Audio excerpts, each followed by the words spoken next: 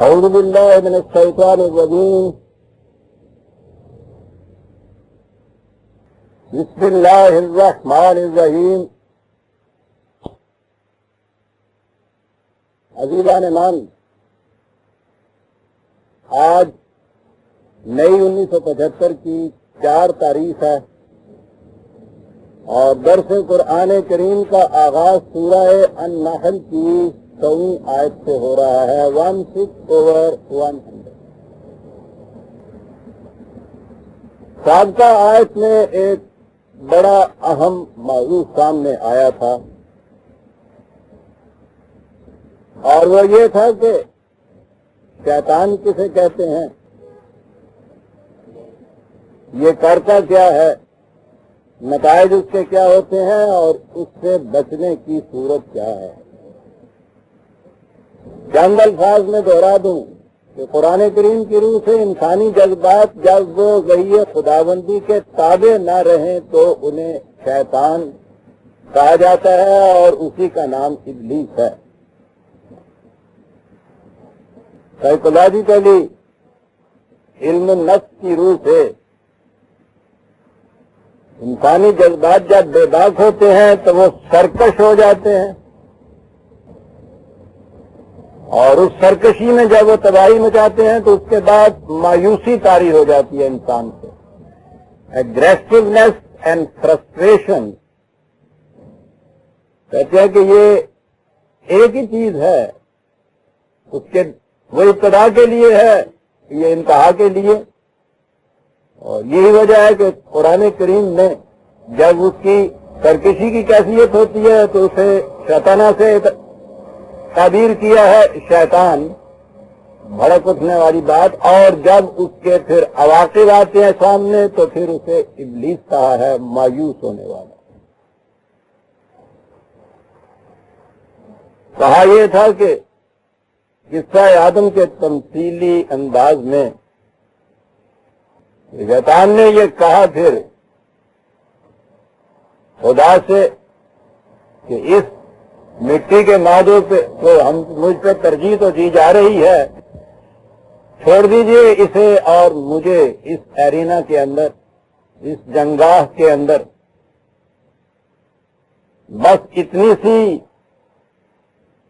Assurance چاہتا ہوں کہ ایسا نہ ہو جائے کہ جب میرا ہاتھ اس کے ٹینٹوے پہ پہنچے تو پھر تم میرا ٹینٹوا دبا دو. یہ تو برابر کی کشتی نہیں ہوگی. جواب ملا کہ منظور ہے، جاؤ. اور اس نے کہا کہ اچھی بات ہے سرکار، آپ دیکھیے کہ میں اسے کس طرح تگنی کا ناچ نچواتا ہوں، انفرادی طور پہ بھی اور اجتماعی طور پہ بھی. پھر تم دیکھو میں کیا کچھ کرتا ہوں، کیا کیا عربی استعمال کرتا ہوں اس کے لیے، بے سوچے کا. میں تو اسے خالی آوازوں سے مار دوں گا.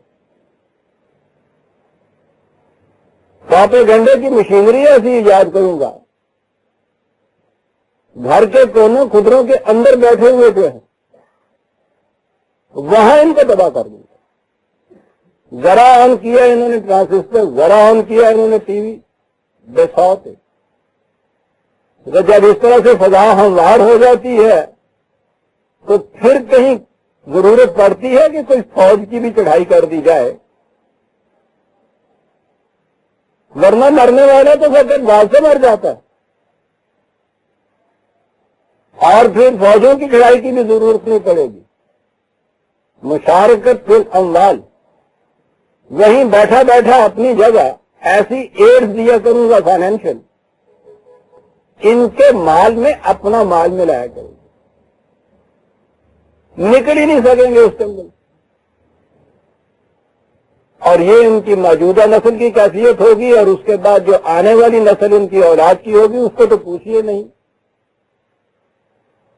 ان میں تو اس قسم کی فحاشیاں پھیلاؤں گا، تعلیم کا ایسا نقشہ بدلوں گا، ایسی ٹینڈنسیز پیدا کروں گا ان کے اندر کہ شاید اس کے بعد پھر میری بھی ضرورت نہ رہے. وارن کیا گیا تھا اسی لیے کہ فائدہ کراتا القرآن فاستعذ باللہ، ان سے کہا گیا تھا کہ اس سے بچنے کا طریقہ یہ ہے کہ جہاں بھی قرآنی پروگرام کو لے کے تم اٹھو، حفاظت خداوندی کے اندر آ جاؤ۔ یاد رکھو یہ جو چیلنج اس نے دیا ہے، ٹھیک ہے بڑی قوتیں ہیں اس کے اندر، انسانی جذبات کے اندر، یہ تو وہ بھاپ ہوتی ہے جس سے اتنا بڑا انجن چلتا ہے۔ یہ جتنا انسان کام کرتا ہے دنیا میں، اس کا جذبہ محرکہ صرف یہ اس کی قوت جو ہے اس کے پیچھے وہ صرف جذبات ہوتے ہیں۔ عقل تو تدبیر کرتی ہے صرف، یہ جو بھاپ اسٹریم ہے اس کے اندر یہ جذبات ہوتے ہیں، بڑی قوت۔ لیکن اسے کہہ دیا کہ ہاں جو جی میں آئے تیرے کرو، لیکن ان لوگوں پہ تیرا کوئی جادو نہیں چل سکے گا جو ہمارے قانون کی صداقتوں پہ یقین رکھیں گے اور اس پہ انہیں بھروسہ ہوگا کامل۔ یہاں تک پچھلی آیتوں میں آیا تھا، بات یہاں سے اسی تسلسل میں آگے شروع ہوتی ہے۔ پہلے کہا تھا کہ انہ لیس لہ سلطان علی الذین آمنوا، ان پہ کوئی غلبہ نہیں ہوگا۔ انما سلطانہ، غلبہ کن لوگوں پہ ہوگا؟ غلبہ ہوگا علی الذین یتولونہ، دو کیٹیگریز آتی ہیں عزیزان مان، یہ یتولونہ، یہ تولا یا ولیم یا ولایت جسے کہتے ہیں، ولایت بلکہ بنیادی معنی تو قریب ہونے کے ہوتے ہیں، اسی سے اس کے معنی دوست کے ہوتے ہیں، رفیق کے ہوتے ہیں، اور آگے جب چلا جائے رفاقت یا قرب جو ہے دوسری طرف سے ایسا ہو، اس میں جذبہ ہو غلبہ تغلب کا، تو یہیں سے ہی معنی مستعلی ہونا بھی ہو جاتا ہے، استیلا بھی ہو جاتا ہے، غلبہ پانا بھی معنی اس سے ہو جاتا ہے۔ کہا کہ اس کی کیفیت یہ ہوگی، یعنی یہ جو لفظ ہے میں نے عرض کیا تھا نا کہ یہ عربی مبین جو ہے یہ بڑی بنیادی چیز ہے قرآن کریم کی۔ ذرا سا قریب ہوا، تھوڑی سی اس کو اجازت دی جذبات کو، ان کی تسکین کے لیے ذرا سے بھی قانون خداوندی سے ہٹے، تو اس کے بعد آہستہ آہستہ اسے کہتے ہیں اپنے مومنٹم سے آپ بڑھ جاتی ہے ایک چیز۔ وہ جو آپ سائیکل پہ 2-4 پاؤں زور سے مارنے کے بعد پھر آرام سے بیٹھ جاتے ہیں، پھر پاؤں مارنے کی ضرورت نہیں ہوتی اور وہ 2-4 فرمان تو اسی زور میں ہی چلا جاتا ہے، یہ مومنٹم کا زور کہلاتا ہے۔ یہ بھی بڑی قوت ہوتی ہے ایک دن ڈائنامزم میں۔ تو وہ قرب جو ہے بس ذرا سا قریب ہوئی ہے اور تھوڑا اسی غفلت بڑھتی ہے اس میں پھر وہ مومنٹم پیدا ہوتا ہے، یہ جسے رفاقت آپ کہتے ہیں۔ اور یہی وہ چیز ہے کہ آگے بڑھ جائے، اگر یہاں بھی نہ روکا جائے پھر وہ مستولی ہو جاتا ہے۔ تو یہ روکنا جو ہے یہ غربہ کشتن روز افضل ہے۔ یہی بات نہیں ہے کہ نہیں کوئی بات نہیں، کچھ عرصے کے بعد میں ہٹ جائے گی بات، ہونے دیجئے، ہوتا ہی ہے ایسا ایسی عمر کے اندر، ٹھیک ہے ذرا بڑا ہو جائے گا، عقل و شعور آ جائے گا، خود بخود ٹھیک ہو جائے گا۔ یہ بڑی غلط بات ہے، اور قرب سے ہی یہ اس تعلق میں منظر آ جاتی ہے۔ ایک لفظ ولایت کے اندر یہ سب کچھ پوشیدہ ہے جی۔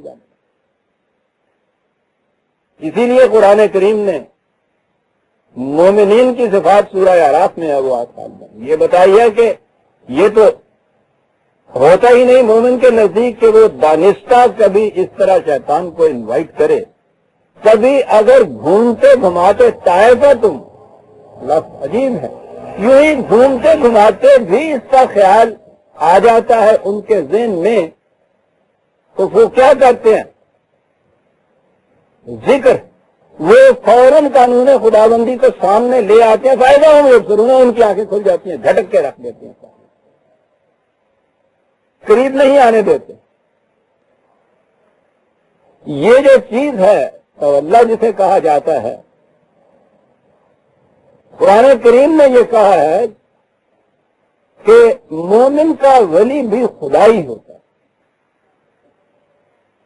یہ تو جب میں ولایت پہ آگے چل کے آؤں گا جہاں اولیاء اللہ کا ذکر آتا ہے وہاں میں عرض کروں گا کہ قرآن کی روح سے یہ کیا ہے، یہ کوئی الگ طبقہ نہیں ہے قرآن کی روح سے اولیاء اللہ کا، مومنین ہی تو کہا گیا ہے۔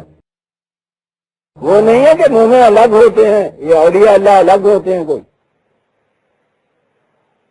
اب آہستہ آہستہ تو ہمارے ہاں وہ اولیاء اللہ مومن تو ایک رہا، عام انسان بھی نہیں رہتے وہ تو. بہرحال وہ تو وہاں بات آئے گی. قرآن کریم نے یہ کہا ہے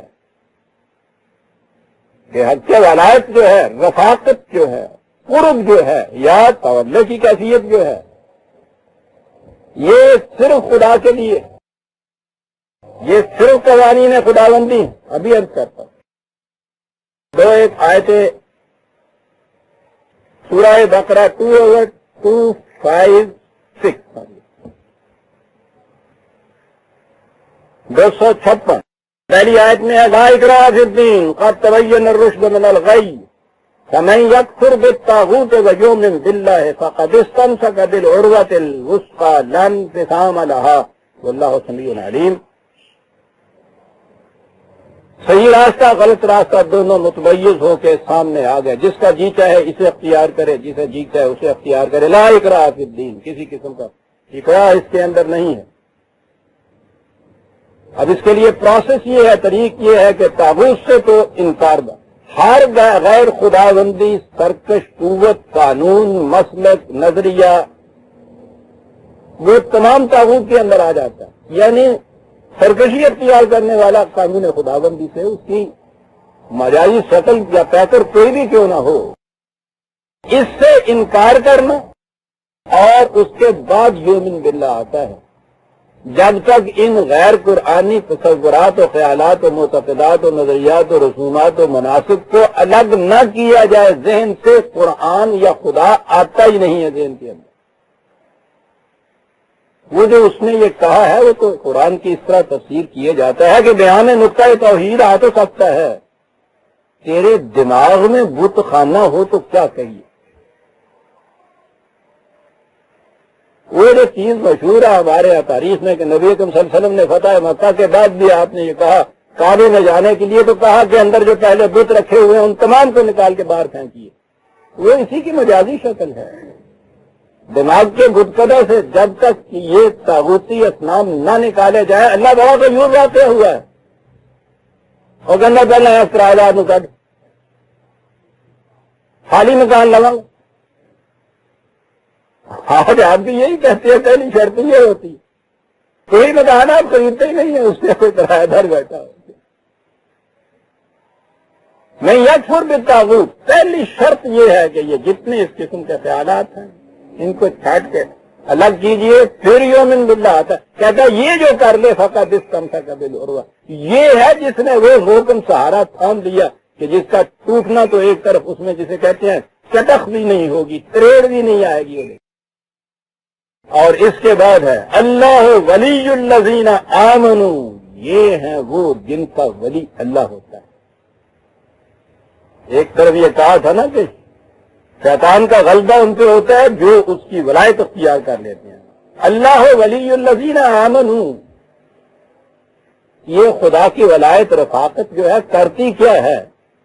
یخرجہم من الظلمات الی النور، اس قدر جامع چیز ہے، زندگی کی تاریکیوں سے نکال کر روشنی میں لے آتا ہے. یہ اتنا ہی کرتا ہے، آگے اس روشنی میں ہر شے کو اپنی حقیقت پہ دیکھنا. روشنی کرتی کیا ہے؟ ہر شے کو اس کی حقیقت دکھا دیتی ہے، جو وہ ہے وہ دکھا دیتی ہے. تاریکی میں انسان رسی کو سانپ سمجھنے لگ جاتا ہے، ہو سکتا ہے کہ سانپ کو رسی ہی سمجھ لے کسی وقت. روشنی کرتی یہ ہے کہ سانپ کو سانپ اور رسی کو رسی دکھا دیتی ہے. وہ جو ایک مشہور حدیث میں دعا ہے نبی اکرم صلی اللہ علیہ وسلم کی، وہ یہی چیز ہے، بڑی عظیم دعا ہے کہ یا اللہ میں صرف یہ چاہتا ہوں کہ ہر شے کو میں وہ دیکھوں جو وہ ہے. بڑی عظیم چیز ہے عزیزان مان، جو ہے وہ نظر آ جائے. انسان تو مارا ہی وہاں جاتا ہے جہاں یہ رسیوں کو سانپ کو رسیاں سمجھنے لگ جاتا ہے. قرآن خدا کی ولایت کرتی کیا ہے؟ تاریکیوں سے روشنی میں لے آتی ہے. بھائی اتنا تو وہ کر دیتی ہے، باقی سارا کام اس کو خود کرنا ہوتا ہے. والذین کفروا اولیاءہم الطاغوت، جو اس سے انکار کرتے ہیں ان کا یہ دوست یہ شیطان ابلیس طاغوت ہو جاتا ہے. یہ کیا کرتا ہے؟ یخرجونہم من النور الی الظلمات، وہ انہیں روشنی سے تاریکی میں لے آتا ہے. عزیزان من، کیا کیا عرض کروں اس قرآن کے متعلق، واقعی جسے کہتے ہیں مجھے تو یہ پاگل کر دیتا ہے. کتنی جامعیت ہے ان چیزوں کی، تفصیل میں آپ خود چلے جائیں. یہ ہے وہ تاریک کی روشنی سے تاریکی میں آ جانے والے، اولئک اصحاب النار، انہیں کو تو اہل جہنم کہتے ہیں. پہلی چیز یہاں یہ آئی نا کہ خدا ہے ولی، لہذا جن کا ولی یہ خدا ہو جائے وہ روشنی میں ہوتے ہیں، اس لیے وہ اس کے فریب میں آ ہی نہیں سکتے. انہیں پتہ ہوتا ہے کہ اصل میں یہ چیز کیا ہے، یہ فریب ہی تو دیتا ہے جی، تو ان پہ غلبہ آ ہی نہیں سکتا اس کا، کیونکہ وہ روشنی میں ہوتے. پہلی چیز تو یہ بتا. سوال یہ پیدا ہوا کہ یہ تو ایک تجریدی تھی، تھیوریٹیکل سی بات آئی سامنے، ایبسٹریکٹ شکل میں بات آئی. تو قرآن تو کسی چیز کو ایسا نہیں رہنے دیتا کہ آپ کے ذہن کے اندر ایک خیال ہو، اس کے بعد پھر آپ اس کی توضیحات کرتے چلے جائیں، تعویلات کرتے چلے جائیں، پھر مجھے تفسیر بھی آتی ہے، اپنا مدعا کہیے، پھر یہ بھی کیفیت پیدا ہو جائے. وہ تو کسی چیز کو بھی شکل میں نہیں رہنے دیتے. کہتا عملاً شکل اس کی کیا ہے؟ وَكَذَلِكَ أَنزَلْنَاهُ حُكْمًا عَرَبِيًّا 13/37. ہم نے اس قرآن کو ایک واضح فیصلہ کن حقیقت بنا کے بھیجا تمہارے پاس.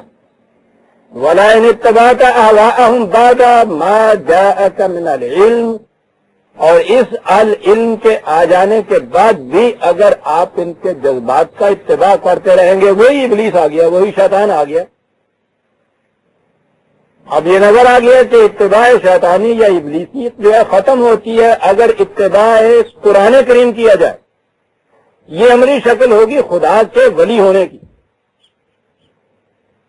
یہ جو حکمن عربین ہے، یہ قرآن کریم، یہ کتاب اللہ جو ہے، اس کے اتباع سے یہ کیفیت پیدا ہوگی. اگر یہ نہ کیا جائے، اس کے برعکس جذبات ہی کا اتباع کیا جائے، مالک من اللہ من ولی ولا واق، تو پھر خدا کی ولایت تمہیں حاصل نہیں ہو سکتی. اور جب اس کی ولایت حاصل نہ ہو تو پھر کوئی بھی تمہیں بچا نہیں سکتا. کہا تھا کہ فَإِذَا قَرَأْتَ الْقُرْآنَ فَاسْتَعِذْ بِاللَّهِ، جب قرآن کے نظام پروگرام کا اعلان کرو دنیا کے اندر، اس کو لے کر اٹھو تم، تو یاد رکھو انسانی جذبات راستے میں حائل ہو جائیں گے. اس کے لیے پہلے سے یہ طے کر لو کہ جو ہی یہ کوئی چیز آئے گی فوراً تم لے آؤ گے قرآن کا کوئی حکم، فیصلہ اپنے سامنے کہ مجھے کیا کرنا ہے. اس طرح سے وہ غالب نہیں آئے گا. غلبہ وہ پائے گا ان لوگوں کے اوپر جو اسے پہلے قریب ہونے دیں گے، پھر رفیق بنیں گے، پھر دوستداری ہوگی، اور پھر وہ غالب آ جائے گا. تولا، یہ ان پہ غالب نہیں آئے گا جو خدا کی ولایت حاصل کر لیں گے. اور اس کے معنی ہے کہ اس کی نازل کردہ کتاب جو ہے اسے اپنی زندگی کے ہر معاملے میں قول فیصل حکمن مانیں گے. یہ ایک تو یہ ہوگا. اب یہاں تک یہ کیفیت یہ ہے کہ وہ اس کا تولا جو ہے، پہلی چیز تو یہ بتائی عزیزان مان. اگلی چیز اور والذین ہم بہی مشرکون. میں عزیزان من عرض نہیں کر سکتا اتنے سے وقت میں بھی کہ بات کتنی عظیم یہ کہہ دیا. لفظوں کے اعتبار سے ترجمہ ہمارے ہاں جو آتا رہا یا اب بھی کیا جاتا ہے وہ یہی ہے، وہ والذین ہم بہی مشرکون ہے. عجیب لفظ ہے یہ عربی جاننے والے، بہی مشرکون. عام طور پہ ہمیں یہ کہا گیا کہ اس کو وجہ بناتے ہیں شرک کی. بات کوئی سمجھ نہیں آئی. شرک تو ہمارے ہاں بت پرستی کہی جاتی تھی، یا وہ ایام جاہلیت کی مشرکانہ رسوم، بدعتیں جنہیں کہا جاتا ہے، قبر پرستیاں، نظر و نیاز، یہ ساری چیزیں اہل جاہلیت کے شرک کی ہیں نا، یہ انہیں تک محدود رکھا جاتا تھا۔ بات اور ہے، اس سے بہت آگے عزیزان مان، پھر گرا دوں اس آیت کو کہ جس میں قرآن نے یہ کہا ہوا ہے کہ سنریہم آیاتنا فی الآفاق وفی انفسہم، سنریہم آیاتنا فی الآفاق وفی انفسہم حتی یتبین لہم انہ الحق۔ قرآن کا ہر دعویٰ حقیقت ثابتہ بن کر سامنے آ جائے گا، کس طرح سے کہ خارجی کائنات کے اندر آفاق اور خود انسان کی نفسیات کے اندر جو پوشیدہ آیات ہیں ہماری، آیت نشانی کو کہتے ہیں، علامت کو کہتے ہیں، جسے دیکھ کر کسی حقیقت تک پہنچا جائے۔ دور سے اگر آپ دھواں اٹھتا ہوا دیکھیں گے تو آپ اس نتیجے پہ پہنچ جائیں گے کہ نیچے آگ ہے، اور آگ ہے، اس پہ پہنچیں گے تو پھر یہ ہوگا کہ کوئی انسان بھی ہے۔ صحرا کی تنہائیوں میں، رات کی تاریکیوں میں، جہاں کوئی آواز سنتان میں سنائی نہ دے، کسی انسان کا پتہ نشان نہ چلے، کہیں دور آپ کو ٹمٹماتا ہوا دیا نظر آئے، وہ آیت کہلاتا ہے اس بات کی کہ انسان جہاں کوئی ہے۔ کہا کہ ہماری اس قسم کی آیات خارجی کائنات کے اندر بھی، بس وفی انفسہم، یہ ہے جو چیز جس پہ میں زور اب دینا چاہتا ہوں، یہ اس کائنات کی ان لہروں کے اندر لپٹی ہوئی آیات ہیں ہمارے۔ سنریہم، علم انسانی کا ہاتھ اوپر ہوتا ہوتا یوں یوں جو کسی لہر کو چھوئے گا، اس سمسم سے اس کے اندر جو چھپی ہوئی ہماری آیت ہے وہ بے نقاب ہو کے سامنے آئے گی، اور جو ہی وہ بے نقاب ہو کے سامنے آئے گی وہ قرآن کے کسی دعوے کی ایک شہادت بن جائے گی۔ ہمارے ہاں یہ کنفلکٹ چلا آ رہا تھا صاحب، سائنس اور مذہب کا، وہ جسے عقل اور ایمان کا تصادم کہتے ہیں۔ یہاں کہا یہ جا رہا ہے کہ سائنس کا ہر انکشاف قرآن کے کسی نہ کسی دعوے کی صداقت کی شہادت بن جائے گی۔ یہ کنفلکٹ ہوا، یہ تصادم ہوا، یا معیدات ہوئے، یہ باہر کی کائنات میں یہ جو صداقتیں کہا گیا ہیں کیا؟ خدا کے قوانین فطرتی ہیں نا جو کار فرما ہیں۔ تو کیا یہ بھی ہو سکتا ہے کہ خدا ہی کے ایک قوانین کا سیٹ، جسے آپ کائناتی قوانین یا لاز آف نیچر کہتے ہیں، اسی کے دیے ہوئے دوسرے قوانین جو انسانی زندگی کے اندر کار فرما ہے، اسی خدا کے دو سیٹ سے رول ایک دوسرے کے ساتھ کنٹریڈکٹری ہوں گے کبھی؟ مین اسد خدا ہے، متضاد قوانین ہوں گے یہ تو خارجی کائنات میں جو اس کے قوانین کار فرما ہے ان کے متعلق کہا فی آفاق۔ ان کا سلسلہ تو بہرحال کم از کم 200-300 سال سے تو شروع ہو گیا تھا یورپ میں۔ نت نئے دن جو ان کے ہاں کے یہ انکشافات ہوتے رہتے ہیں، اور یہ انکشافات ہیں عزیزان من، خود اس کو وہ ڈسکوری کہتے ہیں۔ وہ جو کور پڑا ہوا ہے اس پہ صرف اس کو اٹھاتا ہے سائنٹسٹ، کسی قانون کو ایجاد نہیں کرتا، قانون ایجاد ہو ہی نہیں سکتا، وہ قوانین تو پہلے سے موجود ہیں اس میں، وہ صرف ان کا انکشاف کرتا ہے۔ ڈسکوریز آف سائنس ہوتی ہے، یہ جو چیزیں نت نئی بنائی جاتی ہیں ان کو تو وہ ایجاد کہہ دیتا ہے، قوانین کو ڈسکور کرتا ہے۔ سنریہم، ڈسکور ہوتے چلے جائیں گے، جو غیر مری ہیں وہ مری ہو جائیں گے، جو انویزیبل ہیں ویزیبل ہو جائیں گے۔ تو یہ تو 2-3 صدیوں سے 17 سینچری میں ان کے ہاں یہ رد عمل ہوا تھا، جب انہوں نے مذہب کا لبادہ اتار کے پھینکا ہے۔ بعض جگہ آپ دیکھتے ہیں کہ طوفان بھی کشتی کو کنارے پہ پھینک دیا کرتا ہے، اور یہ تو طوفان مذہب کی دنیا میں جب تک نہیں آتا دین کی طرف انسان آ ہی نہیں سکتا۔ یہ ایک اور عجیب چیز ہے، کسی وقت یہ بھی میں عرض کروں گا کہ یورپ میں یہ جو سائنس کی طرف اتنا بڑا رجحان ہوا، یہ کیا تھا؟ یہ شدید رد عمل تھا اس شدت کا جو وہاں توہم پرستی پر مبنی نے وہاں پیدا کر رکھی تھی، ریولٹ کیا انسان کی عقل۔ یہ ایک طریقہ ہے اس کا، اور مذہب سے تو پیچھے اسی طرح چھڑایا جا سکتا ہے۔ مذہب کے معنی تو ہم پرستی ہوتا ہے کہ شدت سے اس کے خلاف ایک رد عمل ہو، ٹھیک ہے۔ پہلے رد عمل کے ساتھ یہ تو ہوتا ہے، بعض اوقات کہ پھر وہ حاتمہ آدھا غائب ہو جاتا ہے، جب وہ پھیلتا ہے تو اس کے بعد خدا اور وحی اور صداقت ان سب سے انکار ہو جاتا ہے، یہ رد عمل ہوتا ہے۔ اگر کوئی دین کو سامنے لانے والا ہو، قرآن کو سامنے لانے والا ہو، تو فوراً ہی کعبے سے ان بتوں کو نکالنے کے بعد جھٹ سے خدا داخل ہو جاتا ہے،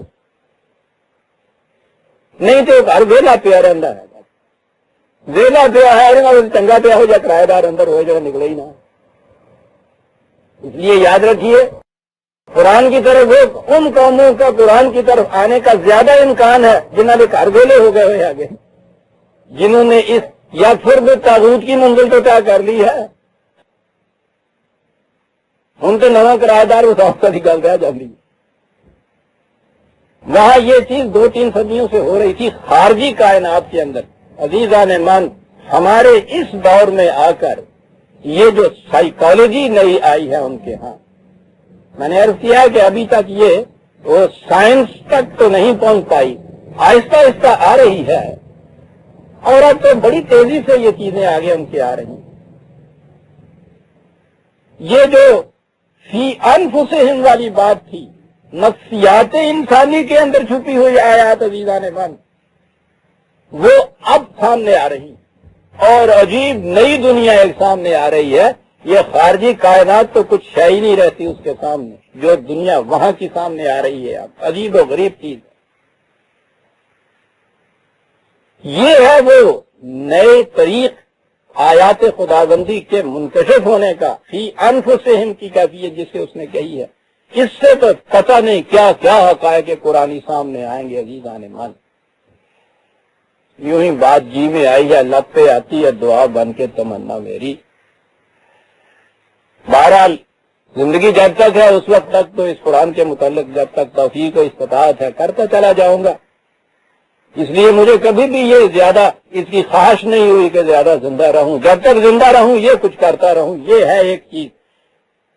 لیکن ایمان کی پوچھو تو اب کچھ زیادہ عرصہ زندہ رہنے کو بھی جی چاہتا ہے، اور وہ اس لیے چاہتا ہے کہ یہ سائیکالوجی جو ہے یہ کسی طرح یہ میں دیکھ لوں کہ یہ سائنس کی کیفیت اختیار کر کے بڑھتی چلی جائے، کیونکہ ہر وہ چیز جو اس سائیکالوجی کے انکشاف کے سامنے آتی ہے اس طرح قرآن کے معنی کو بے نقاب کرتی ہے، انسان وجد میں آ جاتا ہے۔ عزیزانا من، میں تو اپنی کیفیت نہیں آپ کو بتا سکتا کیا کیفیت ہے۔ والذین ہم بہ مشرکون کے معنی نہیں سمجھ میں آتے کہ یہ شرک کیا ہے۔ یہ سائیکالوجسٹ جو ہے وہ اس کی ڈیفینیشن کرتا ہے، جسے آپ ٹیبل کہیے، کسے شیطان کہیے یا کچھ کہیے۔ لیٹسٹ ہے عزیزان ایمان ان کے ہاں کی یہ چیز، سنیے انہی کے الفاظ میں کہ یہ کیا ہوتی۔ وہ کہتے ہیں کہ battle between two tendencies with in an individual, یا ایک فرد کے اندر دو قسم کے متضاد رجحانات میں جو کشمکش ہوتی ہے، یہ ہے جسے شیطان کہا جاتا ہے۔ ٹو ٹینڈنسی، ساری بات توحید کی واضح ہو گئی عزیزان من۔ ٹو ٹینڈنسی، انسان کی ذات انڈیویجویلٹی یونٹی چاہتی ہے، وہ وحدت ہوتی ہے۔ اس میں اگر دو متضاد رجحانات پیدا ہو جائیں تو ان میں ہمیشہ باہمی کشمکش ہوتی، یونٹی وہ باقی نہیں رہتی۔ یہ سائیکالوجسٹ یا سائیکو انالیسسٹ کہیے نا، اب جو آگے چلتے ہیں اس سے، وہ جو انالیسس کر رہے ہیں اب انسان کی پرسنالٹی کا، سائیکے کا، وہ یہ جتنی بظاہر ہمیں یہ ایسی خرابیاں نہیں، ایسی بیماریاں نظر آتی ہیں فی قلوبہم مرض، جنہیں قرآن نے کہا تھا، تو بابا یہ مرض ہے نفسیاتی، ان کا تجزیہ کرتے ہیں تو وہ دیکھنا یہ چاہتے ہیں کہ وہ دو ٹینڈنسیز کون سی ہیں جو یہاں اندر ٹکرا رہی ہیں. Battle between two tendencies with in an individual جو اس کی یونٹی کو توڑ دیتی ہے. ٹو ٹینڈنسی، اسی کا نام تو شرک ہے. توحید یہ ہے کہ انی وجہت وجہی للذی فطر السماوات والارض حنیفا، one and only one tendency. میں یہ وجہت وجہی یہ ٹینڈنسی ہے، توجہ جسے آپ کہتے ہیں. کہتا ہے کہ میں اپنی تمام توجہات کو مرکوز کر رہا ہوں ایک نقطے کے اوپر جسے توحید کہا جاتا ہے. پہلے یہ کہا ہے اور اس کے بعد حنیفن کہا ہے. کوئی دوسری ٹینڈنسی میرے اندر نہیں، حنیف. اور اس کے ساتھ ہے وما انا من المشرکین. اس طرح سے میں مشرکین کی طرف سے نکل جاتا ہوں. اسے قرآن عزیزان من یہ لوگ سمجھیں گے، اسے یہ سمجھیں گے کہ ابلیس کے متعلق، شیطان کے متعلق جو اس نے کہا والذین ہم بہی مشرکون، یعنی اس کو شریک کرتے ہیں اندر، اس ٹینڈنسیز کو بھی اپنے اندر شریک کر لیتے ہیں. ٹو ٹینڈنسیز ہو گئی. کفر میں بھی ایک ٹینڈنسی ہوتی ہے، باطل کی صحیح، غلط صحیح، ایک ٹینڈنسی ہوتی ہے. توحید میں بھی ایک ٹینڈنسی ہوتی ہے. یہ جہاں درمیان میں یہ جذبات، انسان کے سرکش جذبات آتے ہیں نا درمیان میں، یہ ہے. لیکن یہ کب ہوتی ہے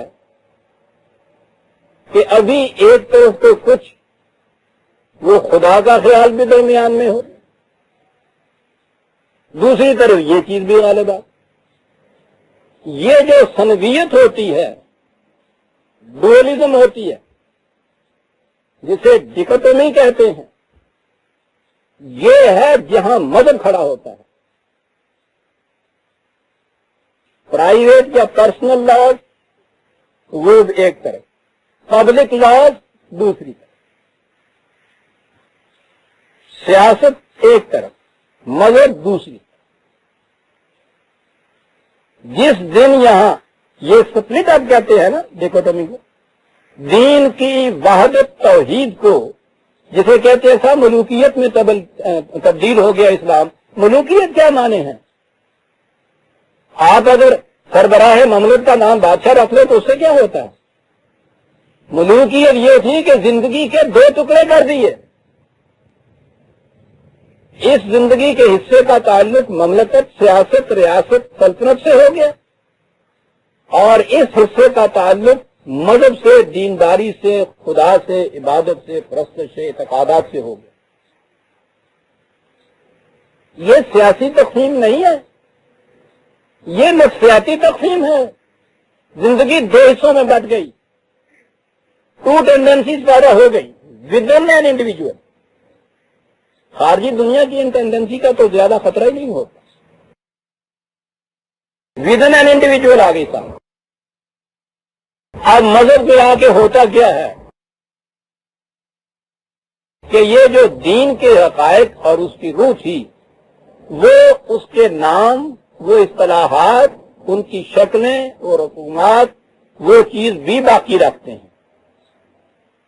ایرانیاں کوئی مسلمان بھی یہاں اپنے آپ کو ہندو نہیں کہلانا چاہتا، دہریہ نہیں کہلانا چاہتا، اور خدا کے قوانین کی حکومت بھی نہیں چاہتا. مسلمان بھی رہنا، میں کیا کہوں، بہرحال اپنے آپ کو فریب دے لیجئے. میں سب کو بدنیت تو نہیں کہتا، فریب نفس بھی تو ہے. مسلمان بھی رہنا چاہتا ہے اور یہ کچھ بھی کرنا چاہتا ہے. نماز کے وقت میں نماز بھی پڑھتا ہے، دکانداری بالکل اسی طرح سے کرتا ہے جیسے کہ میں آپ کہتا لگا تھا کہنے ہندو یا انگریز کرتا تھا، نہیں تو وہ بہت اچھی کرتا تھا ان کے مقابلے میں. وہاں وہ سب کچھ وہ کرتا ہے جو شیطان کہتا ہے. کرتے کرتے کرتے اللہ اکبر کی آواز کان میں آتی ہے، وہ انگریز اور ہندو اٹھ کے نہیں جاتا تھا، یہ وہاں بھی چلا جاتا ہے. اس میں پھر بھی یونٹی قائم تھی. اس میں ٹو ٹینڈنسیز ہیں. سگنی کا ناچ شیطان مذہب میں آ کے نچواتا ہے آپ کو.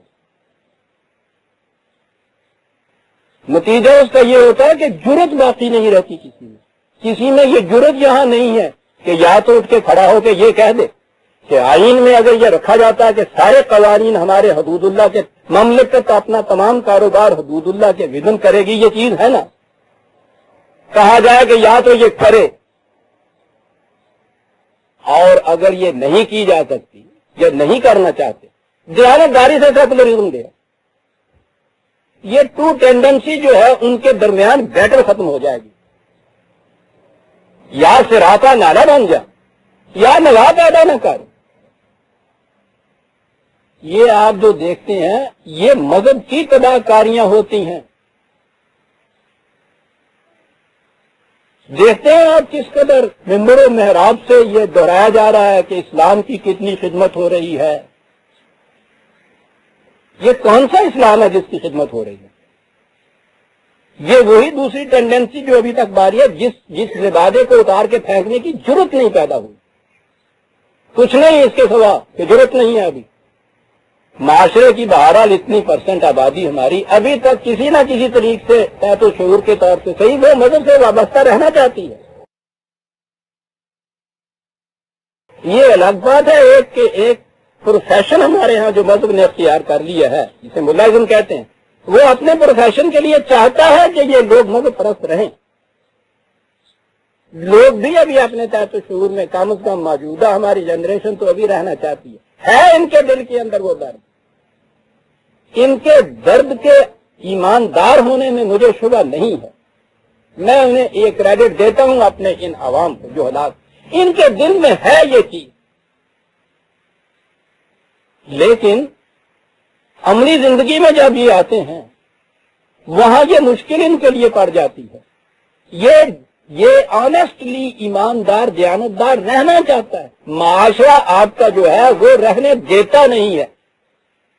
اب یہ دیکھیے کہ بیک وقت اس کے دو ٹینڈنسیز آ جاتی ہیں. تحت و شعور تو پکڑ رہا ہوتا ہے کہ نہیں دیانت بڑی چیز ہے، خدا ترسی بڑی چیز ہے، یہ چیز ہونی چاہیے. معاشرے کے تقاضے مار مار کے لا رہے ہیں اسے کہ چل نہیں سکتی یہ چیز، 2 قدم نہیں چل سکو گے. بیک وقت 2 ٹینڈنسیز اندر آ رہی ہے، اس میں بیٹل شروع ہوتی ہے.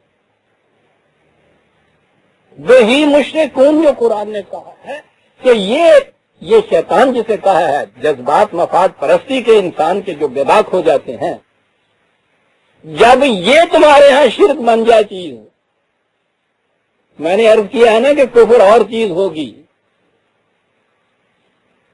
یہ جو آپ دیکھ رہے ہیں دنیا میں کہ جن قوموں نے بالکل داریت اختیار کر لی، وہ کم از کم ان دنیاوی معاملات کے اندر تو بہت آگے چلے گئے،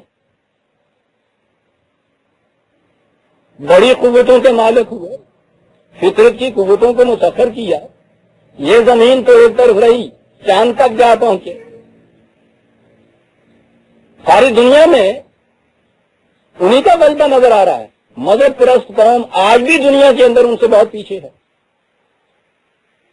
کوئی مذہب ہو وہ اس لیے کہ ان میں ابھی وہی مشرکون ہوتا ہے، 2 ٹینڈنسیز ہوتی ہیں. غیر شعوری طور پہ صحیح جسے کہتے ہیں خدا کا کچھ خوف، ادھر سے غیر خدا بندی، وہ جاذبیتیں، دلکشیاں، معاشرے کی وہ ساری تیندوے کی طرف سے جو پھیلا ہوا اس وقت، باہر جانے نہیں دیتا، نکلنے نہیں دیتا. یہ ہے 2 different tendencies, battle between 2 different tendencies with in an individual. یہ وہ چیز ہے کہ جس پہ قرآن نے کہا انما سلطانہ علی الذین، یہ شیطان کا غلبہ ان لوگوں کے اوپر ہو جہاں یہ دو قسم کی ٹینڈنسی آپس میں باہم دیگر دست و گریباں ہوتی ہیں، کشمکش، متضاد ٹینڈنسی جو ہے ان کا تو کشمکش ہوگی۔ میں نے کہا ہے کہ پرسنالٹی کا سائیکے جو ہے یہ یونٹی چاہتی ہے، سپلٹ آف پرسنالٹی آپ نے تو سنے ہوں گے نا یہ الفاظ۔ عزیزوں نے من الفاظ قرآن کے یوز کر رہی ہے ہمارے ہاں کی یہ سائیکالوجی وجہ ڈس انٹیگریٹ الہمہا فجورہا وتقواہا، انسانی ذات کے اندر دونوں امکانات ہیں ڈس انٹیگریٹ ہو جانے کے بھی۔ فجور کے معنی یہ ڈس انٹیگریٹ ہو جانا، ہٹ جانا، تقوی کے معنی پریزروڈ رہنا۔ کیا بات ہے ان عربوں کی، کیا کیا چیز لا رہے تھے۔ یہ الوقایا ہر اس چیز کو پریزرویٹ کو کہتے تھے جس کے اندر کوئی چیز رکھی جائے تو وہ محفوظ جاتی ہے۔ یہاں سے تو تقوی ہے، اسی کو تو متقی کہتے ہیں، مادہ یہ ہے یہ لفظ جسے الوقایا کہتے تھے۔ یہ جو ہے سپلٹ آف پرسنالٹی، یہ ہے جہاں تسلط ہوتا ہے شیطان کا۔ یہ کیفیت رہتی ہے، میں نے عرض کیا، اس قوم میں جہاں مذہب ہو یا مذہب کی رعایت رکھنا مقصود ہے، وہاں یہ ابھی کیفیت ہوتی ہے پیدا۔ میں سمجھتا ہوں کہ شاید ایک ہی نام مثال سے بات زیادہ واضح ہو جائے گی۔ یہ اسلامک سوشلزم، یہ کیا ہے؟ جن قوموں میں یہ جو تھا، یہ فریب، یہ ٹینڈنسی جو تھی ابھی تک باقی انہوں نے پھینک دی، ضرورت کی اعلانیہ یہ چیز ہونی چاہیے۔ وہ سوشلزم کے ساتھ کوئی ایسی چیز نہیں ملاتے۔ یہاں سوشلزم کے اوپر تو ایمان ہے، لیکن ابھی بات اسلامک کہنے کی بھی ضرورت ہے۔ وَبِهِ مُشْرِكُونَ، یا اسلامک ہوگی یا سوشلزم ہوگی۔ وَبِهِ مُشْرِكُونَ،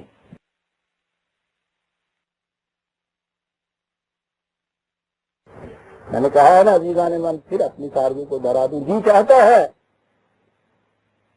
کہ اس میں زندہ ضرور زندہ رہوں۔ جو یہ نیا جو انسانی علم ہے سائیکالوجی کا، یہ آگے پہنچتا چلا جائے، پرفیکشن پہ تو خیر کوئی علم پہنچ نہیں سکتا، اور اس کی روح سے پھر یہ جو چیزیں تھی قرآن کی، میری زندگی کا مقصود تو اس سے سمجھنا ہے، اس سے یہ چیزیں سمجھ میں آئیں گی۔ یہی مشرکون کس وقت بات سمجھ میں آئے۔ اب دیکھیے قرآن کی کتنی آیتیں ہیں جو صاف ہوتی چلی جاتی ہیں۔ سورہ 85 2/85 کی آیت تو کئی دفعہ سامنے آئی، لیکن اب آپ دیکھیں گے اس کے معنی کتنے صاف ہو جاتے ہیں۔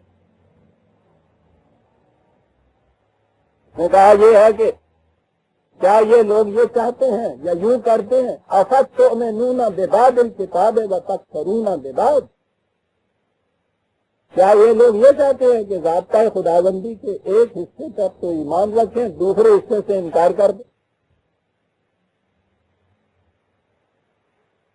اس سے پہلے سطح بینی کی روح سے تو یہی سمجھا جاتا تھا کہ صاحب 50% تو ٹھیک ہوا نا، اور پاس مارکس تو 33% ہوتے، اب تو ریڈیوس ہوتے ہوتے ہوتے ہوتے پاس مارکس ہی نہیں رہے ہیں، سارے پاس ہو جاتے، امتحان ہی اٹھ گئے۔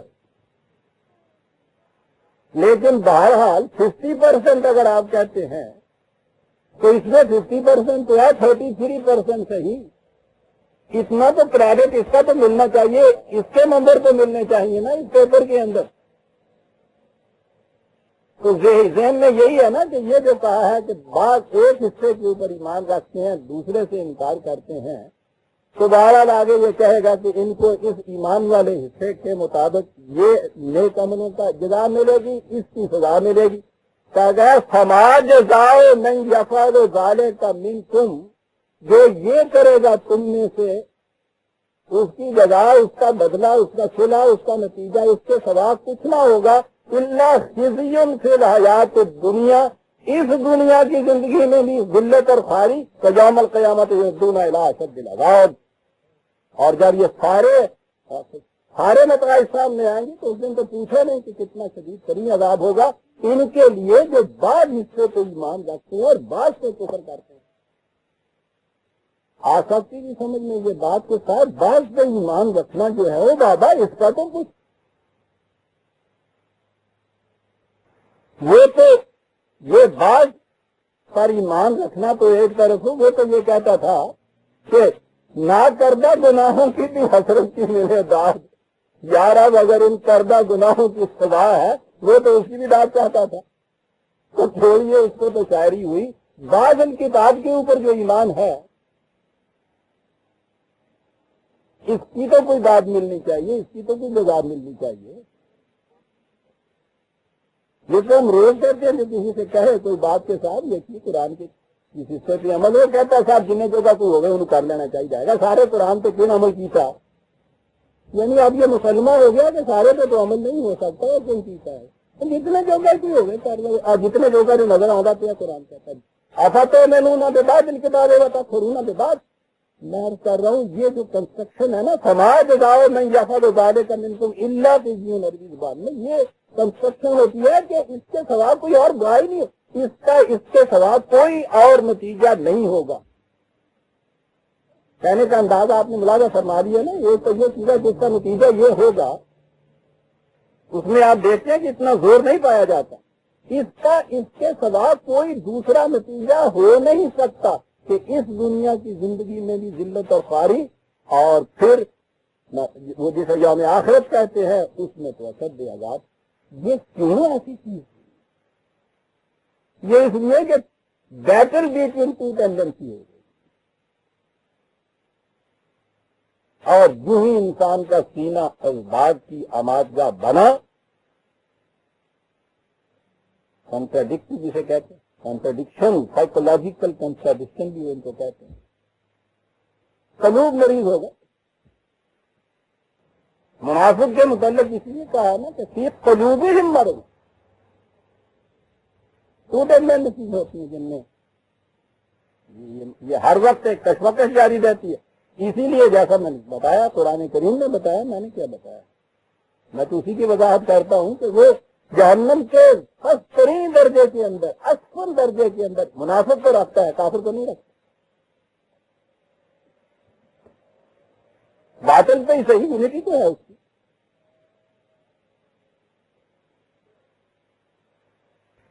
وَبِّهِ مُشْرِكُونَ، ایک آیت اور میں نے عرض کیا ہے عزیزان من، کیا یہ گھنٹے 2 گھنٹے میں کچھ عرض کروں، میں کیا اتنے وقت میں عرض کروں؟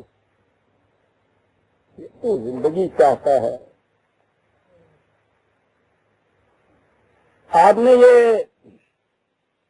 مسئلہ تو روز سنا ہوگا، مرتد کی سزا قتل،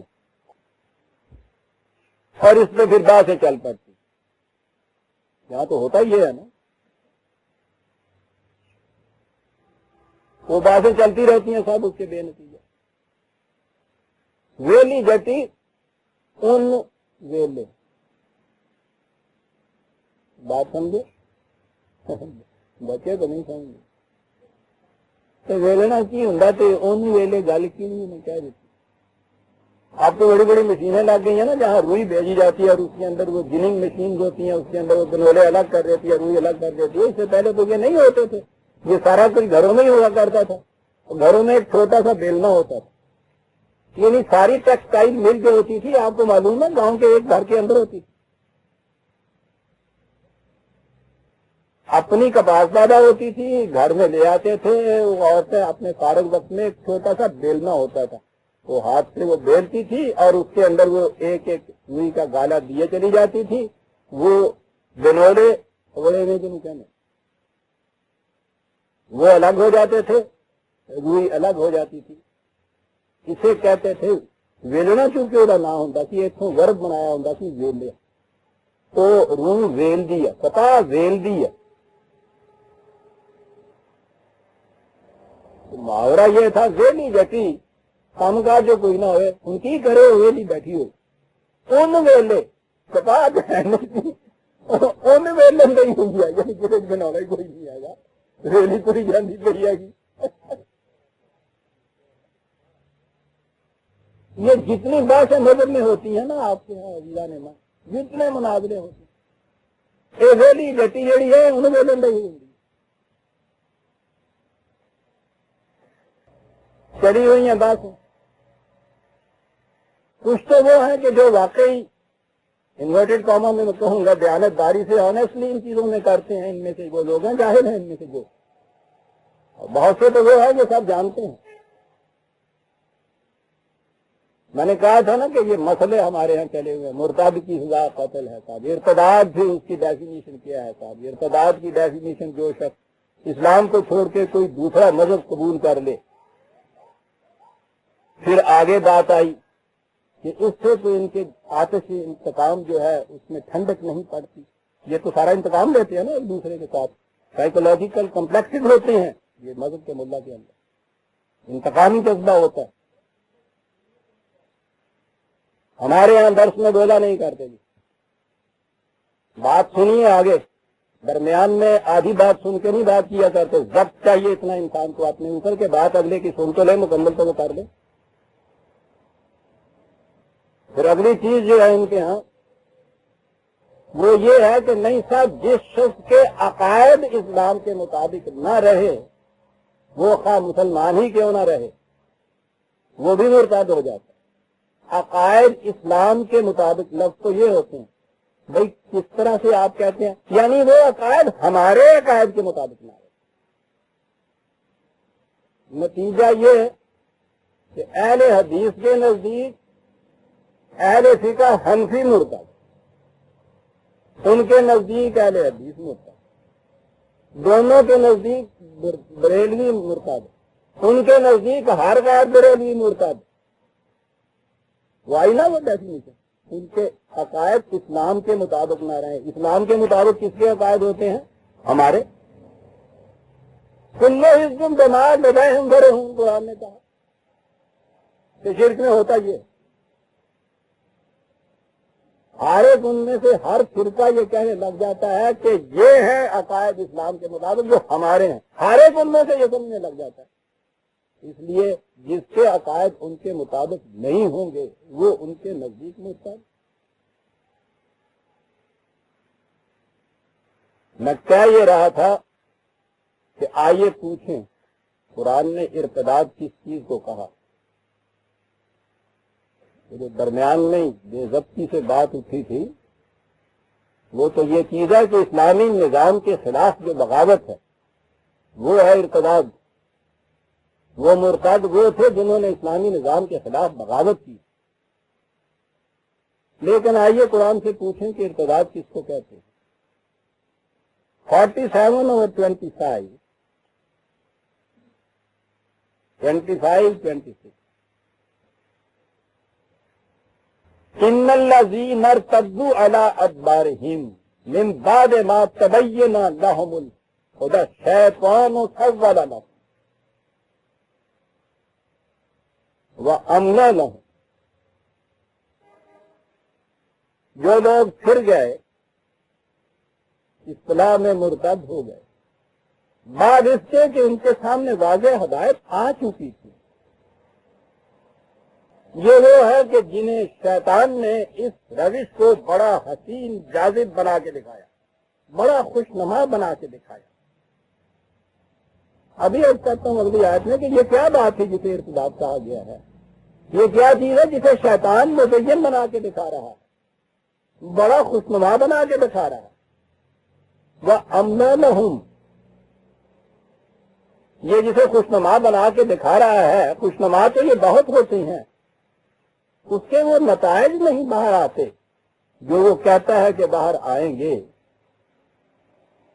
وَأَمْنَا لَهُمْ وہ لمبی لمبی امیدیں دلاتا ہے. اتنی جلدی نہیں اس پروگرام کے اوپر عمل کرنے سے وقت چاہیے اس کے لیے صاحب. اتنا عرصہ دراز اس کے لیے چاہیے. امیدیں بناتا چلا جاتا ہے. یہ کیا چیز تھی جسے اس نے یہ کہا ہے کہ ہدایت واضح ہو جانے کے بعد ارتداد.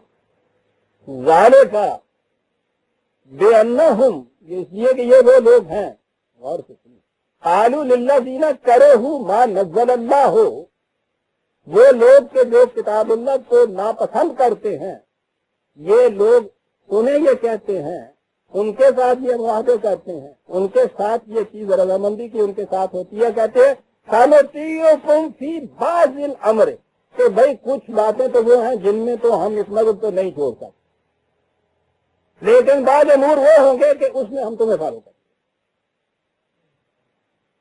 یہ ہے ارتباط، وہی بعض امور، بعض الامر۔ اگر تو یہ کہے نا کہ ہاں صاحب ہم نے یہ لبادہ پھینکا، ہم تمہاری ہی روش اختیار کریں گے، تو کفر ہے نہ، ان سے کہیں گے کہ نہیں یہ بات نہیں، بعض الامور میں تو ہم یہ مذہب کے یہی مذہب یہی تنویت ہے، بعض امور میں تو ہم یہ مذہب پہ اپنے قائم رہیں گے، اور بعض الامور کے اندر ہم تمہاری روش اختیار کریں گے۔ دین اسلام ہوگا، سیاست جمہوریت ہوگی، معیشت سوشلزم ہوگی۔ آگے پتا قرآن کیا کہتا ہے؟ بات تو یہ نظر آتی ہے کہ ایک روش ہے جو اختیار کی گئی۔ قرآن کہتا ہے عزیزان من سنیے، واللہ یعلم اسرارہم، یہ جو سائیکے کے اندر گزرنے والی چیز کنفلکٹ کی ہے یہ ہم جانتے ہیں۔ اسرارہم، بھائی چھپی ہوئی بات تو کوئی نہیں تھی اس کے اندر، کھلا انہوں نے کہا ہے کہ بعض امر میں ہم تمہارا اتباع کریں گے، بعض امور میں ہم اپنا یہ اتباع رکھیں گے، بات تو یہ کھلی ہوئی تھی۔ یہ اسرارہم کیا ہے یہاں جو آ گیا؟ ہم ان کی نفسیات کو جانتے ہیں، چاہے تو شعور میں چھپے ہوئے جو ان کے مضمر جذبات ہیں ان تک ہماری نگاہ ہے کہ یہ کیوں ہو رہا ہے۔ یہ ہے نا الشیطان سجد لہم، یہ ہے جو کچھ شیطان کرتا ہے، وہ ہے ہم بہی مشرکون۔ آپ نے دیکھا کہ اس آیت سے جو بڑی مشکل نظر آ رہی ہے بلا اور آتی کہ اس کے ساتھ شرک کیا ہے، وہ یہ ہے جو شرک ہے عزیزان من۔ قرآن نے جسے کہا ایمان، جس کا مادہ ہی امن ہے، یہ جو امن نصیب ہوتا ہے اس کو، یہ ٹینڈنسی جو تو ہوتی ہیں یہ ریزالو ہو جاتی ہیں ایک ٹینڈنسی باقی صرف ہے، توحید۔ توحید ایک خدا کے مان لینے کا نام نہیں ہے، ایک خدا کے ماننے کا جو نتیجہ مرتب ہوتا ہے وہ توحید ہوتی ہے انسان کی ذات میں، اس میں سپریٹ نہیں رہتی، اس میں ڈس انٹیگریشن نہیں رہتی، اس میں بوئی نہیں رہتی۔ باطل بوئی پسند ہے، حق لا شریک ہے۔ باطل میں آنا ہے حق و باطل نہ کر قبول، باطل نہ شرکت میں آنا ہے حق و باطل نہ کر قبول، یہ ہے شرکت میں آنا ہے حق و باطل۔ باطل دوئی پرست، حق لا شریک ہے۔ شرک کے معنی آپ دیکھتے ہیں والذین ہم بہی مشرکون۔ دیکھتے ہیں عزیزان من قرآن کہاں پہنچاتا ہے۔ میں کہہ یہ رہا تھا کہ یہ حضرات مرتد کی سزائیں بھی تجویز کریں گے، مناظرے بھی ہوں گے، باتیں بھی ہوں گے، ٹھیکی آکام بھی سامنے آئیں گے، سب کچھ ہے۔ قرآن سے نہیں پوچھیں گے کہ یہ مرتد کسے کہتا ہے۔ مرتد کہتا ہے ان لوگوں کو جو انہیں کہ جو قرآن کو ناپسند کرتے ہیں، جن کے ہاں یہ ضابطہ نہیں، ان سے یہ کہیں گے سنطیعکم فی بعض الامر، کہ ہم بعض امور میں تمہاری اطاعت کریں گے۔ اسے یہ کبھی یہ لوگ ارتداد میں نہیں جائیں گے، بعض الامر کے اندر جس کو یہ کہیں، قرآن تو اسے کہتا ہے۔ اسلامی نظام کے خلاف بغاوت جو ہے وہ تو ٹھیک ہے، وہ ارتداد ہے، اس کی سزا تو میدان جنگ میں دی جا سکتی ہے، جو پکڑا جاتا ہے سولی پہ لٹکایا جا سکتا ہے، وہ تو بغاوت ہے، وہ فقہی عقائد کی بات نہیں ہے۔ یہ تھے وہ مرتد جن کو یہ فوراً یہ چھوڑ کر دیتے ہیں، مثال میں کے ساتھ حضرت صدیق اکبر نے پھر کیوں کیا؟ وہ ان کے خلاف کیا تھا جنہوں نے سینٹرل ریونیو کو دینے سے انکار کر دیا تھا۔ ان کے عقائد کی بات ہی نہیں ہے، ان میں سے کسی نے بھی یہ کبھی نہیں کہا، نہ ان کو پتا ہے کہ ان کے عقائد بگڑ گئے تھے۔ کہیں یہ سب انہوں نے زکوٰۃ دینے سے انکار کر دیا تھا، انہوں نے انکار نہیں کیا تھا، انہوں نے کہا تھا کہ یہ جو ریونیو ہے زکوٰۃ کا، ان کی سینٹرل گورنمنٹ کے آئین میں یہ تھی کہ یہ جو ریونیو ہوگا مختلف صوبوں وغیرہ کا، وہاں وحدت تھی ابھی مملکت میں، یہ سارا مرکز کے خزانے میں جمع ہوگا۔ وہاں صوبے نے یہ کہہ دیا تھا کہ ہم مرکز کا یہ حکم ماننے کے لیے تیار نہیں ہیں، یہ ہم اپنے خزانے میں جمع کریں گے اور اپنی ثوابدید کے مطابق خرچ کریں گے۔ کہا یہ گیا تھا کہ سوال یہ پیسے اور روپے کا نہیں ہے، سوال اس چیز کا ہے کہ مرکزی حکومت نے اپنے آئین میں جو فکر رکھی ہے، صوبے کو اس کی خود مختاری نہیں دی جا سکتی، اس لیے کہا تھا کہ روپیہ پیسہ کیا، اونٹ کی ایک رسی بھی جو مرکز میں آنی چاہیے، جب تک مرکز میں نہیں آئے گی اس وقت تک ان کو ہم اپنا مملکت کا وفادار وفا شعار نہیں تسلیم کر سکتے۔ یہ آئین مملکت اسلامی کے خلاف بغاوت ہے، یہ ہے جسے یہ لے آتے ہیں صاحب کہ دیکھیں یہ انہوں نے زکوٰۃ سے انکار کر دیا اور ان کے خلاف فوج کشی کر دی۔ یہ تھی وہ چیز جو اگر تاریخ میں جو واقع اگر یہ صحیح ہے تو کہا جا رہا تھا لوگ ابوبکر صدیق سے کہ وقت بڑا نازک ہے، حضور کی ابھی وفات ہوئی ہے، یہ عرب یہ کبھی جو کسی ایک حکومت کے تابع ہی نہیں رہے تھے، ان کے ذہن میں یہ ہے کہ اس کے بعد تو یہ نقشہ ہی بگڑ گیا، قبائل اٹھ کھڑے ہوں گے مختلف جگہ مملکت کے خلاف، یہ قوتیں سارے اٹھا لیں گی، ابھی یہ نہیں کرنا چاہیے۔ انہوں نے یہ تو صدیق انہوں نے کہا تھا کہ یہ جس خطرے سے تم آگاہی کرتے ہو اس کا تو صرف امکان تمہیں بتاتے ہو نا ایسا ہوگا، یہاں پھر واقعہ ایسا ہو چکا ہے جو یہ کہتے ہیں کہ مرکز کے آئین کی عطایت نہیں ہے، یہ صوبہ جو ہے یہ اس کی اٹانومی ہے، پروونشل اٹانومی ہے، اٹانومی انہوں نے کہا ہے ہم دینے والے ہیں، صوبے کے اختیارات وہ ہے جو مرکز دے گا، نہ یہ کہ جن کو وہ خود ازیوم کر کے بیٹھ جائے گا کہ یہ ہمارا اختیار ہے۔ یہ وہ بغاوت ہے، انہوں نے آپ نے کہا تھا باقی صحابہ تھے جس کے متعلق تم کہتے ہو کہ خطرہ ہے باقی قبائل اختیار نہ کرنے، یہ تو اختیار کر چکے ہیں، کرنے والوں کے متعلق تم مجھے روکتے ہو، اس پہ انہوں نے کہا تھا کہ بات اب سمجھ میں آئی ہمارے۔ ہاں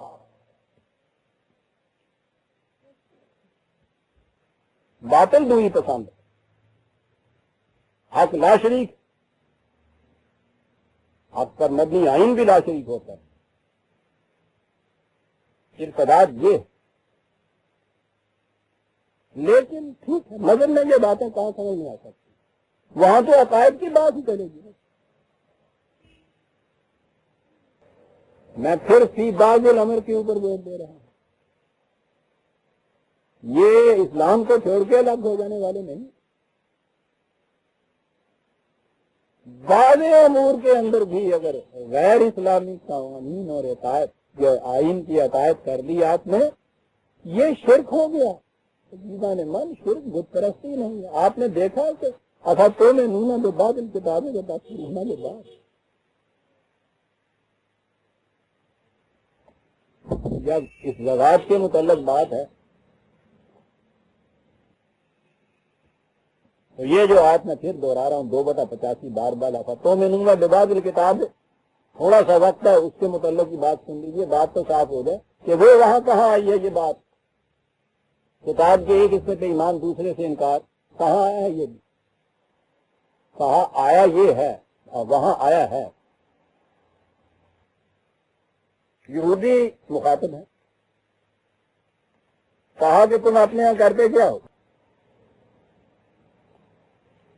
ثم انتم هؤلاء تقتلون انفسکم وتخرجون فریقا منکم من دیارہم تظاہرون علیہم بالاسم والعدوان وَإِن يَأْتُوكُمْ أُسَارَىٰ تُفَادُوهُمْ وَهُوَ مُحَرَّمٌ عَلَيْكُمْ إِخْرَاجُهُمْ۔ کرتے تم یہ ہو کہ پہلے اپنے یہاں کے کچھ لوگوں کے خلاف جنگ شروع کر دیتے، قتل کر دیتے، اس کو بھی چھوڑی، انہیں ان کے گھر بار سے نکال دیتے۔ جب وہ اس طرح سے بے گھر بے در قسم پرسی کے عالم میں ہو جاتے ہیں تو پھر دوسری قوتیں اور دوسرے لوگ انہیں کو پکڑ لیتے ہیں۔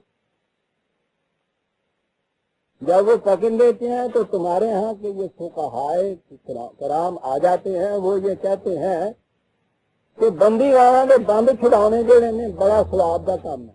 یہ ہے نا تے دعا میں جانی یا اللہ بندی والا نے بند چھڑا دے، قیدیوں کو چھڑانا بڑا ثواب کا کام۔ انہیں جب وہ یہ جنہیں تم نے نکالا تھا، انہیں جب وہ دشمن دوسری قوتوں والے گرفتار کر لیتے ہیں، قیدی ہیں، تو پھر تمہیں یہ بتایا جاتا ہے مذہب کا تقاضا یہ ہے، ثواب کا کام ہے قیدیوں کو چھڑانا۔ کہا پھر تم چندہ اکٹھا کرتے پھرتے ہو قیدیوں کو چھڑایا جائے، اور کہتے ہو لوگوں سے کہ یہ بڑا ثواب کا کام ہے، خدا کا فرمان ہے۔ یہ وہ کہتا ہے وَهُوَ مُحَرَّمٌ عَلَيْكُمْ إِخْرَاجُهُمْ، یہ جو گھر سے باہر نکالا تھا تو یہ بھی فرمان خدا بندی تھا۔ تو مقصود وہ گھر سے نکالنا تو سب سے پہلے انکار تھا خدا کے حکم سے، وہ حرام تھا تم پہ گھر سے نکالنا۔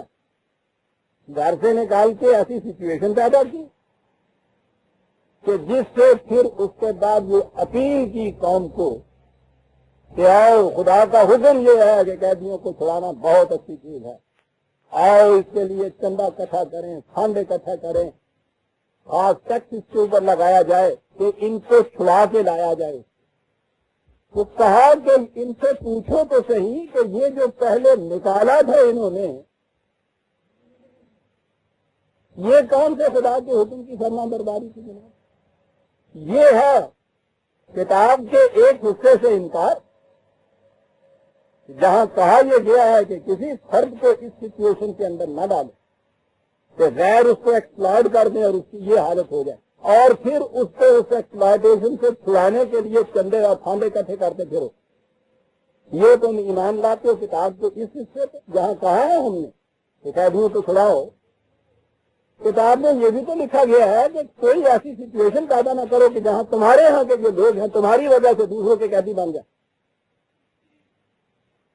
یہ ہے جو کہا گیا ہے، اس حصے سے انکار، اس حصے سے اقرار،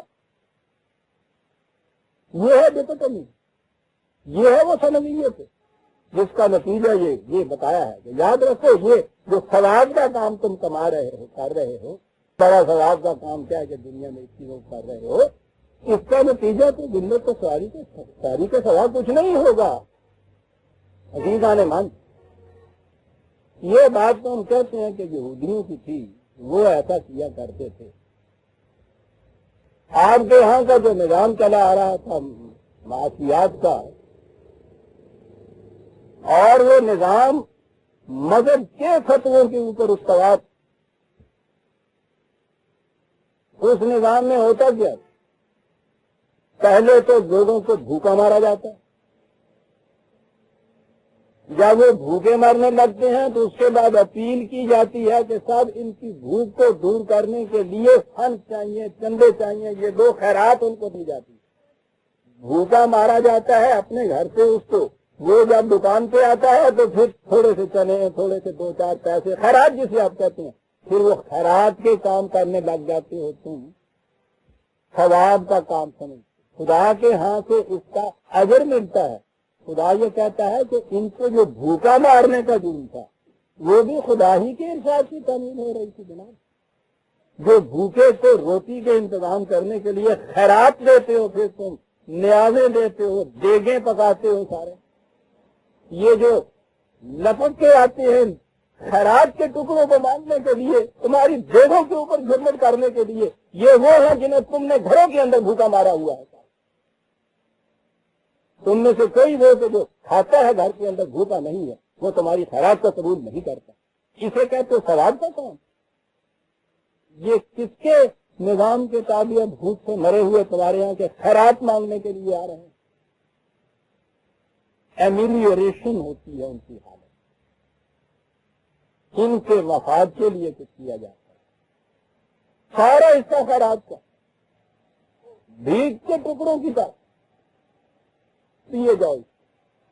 وہ حصہ جو ہے کہ ایسا نظام ہی قائم نہ کرو جس میں پھر وہی چمکتی ہوئی حدیث آ گئی سامنے، نبی اکرم صلی اللہ علیہ وسلم نے فرمایا کہ جس بستی کی یہ کیفیت ہو کہ بستی والے تو پیٹ بھر کے کھا کے سو رہے اور کوئی ایک فرد اس بستی میں ایسا رہے جو صبح تک بھوکا ہو، خدا کی حفاظت کی ذمہ داری اس بستی سے اٹھ جاتی۔ اور جہاں کیفیت یہ ہو کہ پتہ نہیں کتنا حصہ جو ہے آپ کے ہاں دنیا کی آبادی کا کہتے ہیں آدھا حصہ بھوکا سوتا ہے، اور پھر اسی دنیا کی یہ اقوام جو اپنے آدھے حصے کو بھوکا مارتی ہیں تو روز جمع ہوتی ہیں، کہیں جنوا میں، کہیں روم میں، کہیں واشنگٹن میں، اور وہ کہیں ہوتا ہے، کہیں فوڈ آرگنائزیشن، کہیں ہیلتھ آرگنائزیشن، بیٹھے ہوئے ہیں انسانیت کے غم میں گھلے چلے جا رہے ہیں سب۔ وہاں سے آواز آئی ہے بھوک کی، جلدی کرو بھائی، بھیجو وہاں گیہوں، تو بھائی کیا حساب کتاب کیا ہو تو سلطنت ہی لے لینی ہے، ہم نے حساب بارش ہوتے رہیں گے۔ یہ جو انسانیت کا غم ستا رہا ہے وہ کہہ رہا ہے کہ یہ جو پھر تم ان کے لیے چندے اکٹھے کرتے ہو، وہ محرم علیکم اخراجہم، او کم وقت ان کو ایسا نظام جس میں یہ بھوکے رہے وہی حرام تھا، اس حرام کو بند کرو تاکہ بھوکا کوئی نہ رہے، تمہیں خیرات کی ضرورت نہ رہے۔ لیکن کہا یہ جاتا ہے عزیزان من، جب یہ کہا جائے کہ اس نظام کو رائج کرو جس میں کوئی محتاج مفلس غریب بھوکا نہ رہے، تو کہا یہ جاتا ہے کہ صاحب پھر یہ قرآن کے اتنے جو حکم ہیں صدقے اور خیرات کے، بس یہ سارے اونٹ ہی گئے۔